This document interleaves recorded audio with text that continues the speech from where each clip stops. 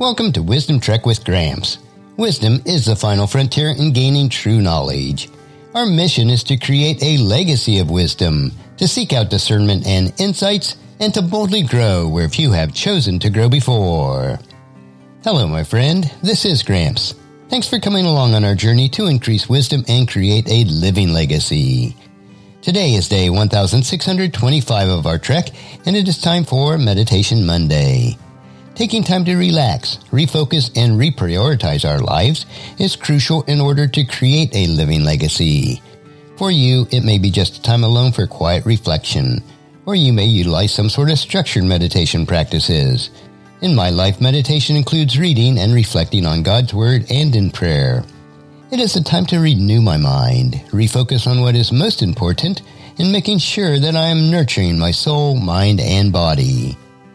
As you come along with me on our trek each Meditation Monday, it is my hope and prayer that you too will experience a time of reflection and renewing of your mind. Today will be our final two insights on Meditation Monday as we focus on mastering Bible study from Hebrew scholar Dr. Michael S. Heiser. We will finish up the insights which are focusing on practical tools for Bible study. Today let's meditate on Bible study, software, and reference works. Insight number 79. Bible software should be a tool for Bible study, not a crutch. You know by now how I feel about Bible software. It is an essential tool for Bible study. If you can navigate Facebook or check email, you can use Bible software. It's time to rush boldly into the 21st century. Think about it. We use technology for almost everything. If you're an adult, a lot of this technology is somewhat recent. That means there was a time that you didn't have it and you used something else. That in turn means that you were able to learn it and take advantage of its benefits. If you can take a picture of yourself doing embarrassing things and upload them for millions to see, you can learn how to use Bible software. The only real trick to Bible software is discovering what you can do with it. That works in two ways. Bible software can replicate what you currently do with amazing speed and visual clarity. In other words, it can help you with all the strategies that you enjoy now. But Bible software can also help you to get the information in ways that you've never imagined. Think about it. Old dogs can learn new tricks. Logos Bible software is my tool of choice. Not only does it help me with the original language research, but it is a full library.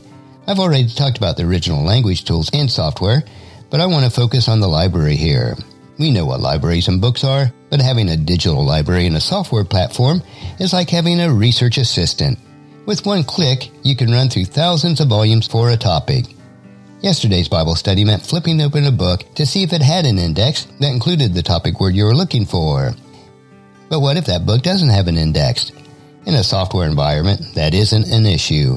Your research assistant has all the books memorized. The result is discovering help that you didn't even know was available. The danger with having these supercharged tools, though, is that they can become a crutch. That can happen. People will encounter the temptation just to copy and paste what they find into their Bible study notes without really analyzing the information. You pile on information without assessing the content. It's like buying books that you never read. Remember, there is no substitute for thinking when it comes to Bible study, not even software. Now let's move on to our final insight number 80. Learn to use reference works. Recommending the Bible student become familiar with Bible reference books is like suggesting to a carpenter that he gets familiar with a hammer, saw, and drill. Reference works are crucial tools for any serious Bible study. I want to acquaint you with some different types of reference works for Bible study in this insight. There are several things to look for in any given reference work. First, you want it to be a product of specialist. Most major academic publishers keep a sharp eye on that sort of thing because their reference works won't sell to libraries, the biggest buyer of reference materials, without such expertise. That means you can avoid substandard work by ensuring publishers have a long track record of producing reference materials. Second, you want it to be up to date. The typical life cycle for reference work in biblical studies is 20 years. Time does march on. In a span of a few decades, archaeologists, historians, linguists, and Bible study scholars discover new things and new ways of analyzing the Bible. For instance, a biblical reference work that was produced just 1 year before the Dead Sea Scrolls were discovered became out of date much quicker than the 20-year cycle. More specifically, there are different types of reference works. Most people hear of the phrase reference work and think of encyclopedias. That undoubtedly is a significant category. Encyclopedias relevant to biblical studies might be devoted to the Bible itself. Still, ancient Near East and ancient Greece and Roman encyclopedias are also crucial for serious Bible study because they tell us something about the time period in which we're studying. Not all reference works are encyclopedias. Bible dictionaries are similar, but not quite the same thing. There are exceptions, but Bible dictionaries are usually shorter and they're not as exhaustive. They are most often one-volume works, while encyclopedias tend to be multi-volume sets. Bible atlases are reference works also. Every Bible student should have a good Bible atlas, which is filled with maps and some discussions about the places and incidents marked on the maps. Related to the reference works specifically about the Bible are theological reference works. There are many specialized dictionaries aimed at theological topics. There are other types of references, but these are the major categories. The modern Bible study software today will contain many reference works. Learn to use them. And let's wrap up this series with a verse we've used every week, Joshua chapter 1, verse 8. Study this book of instruction continually. Meditate on it day and night so you'll be sure to obey everything written in it.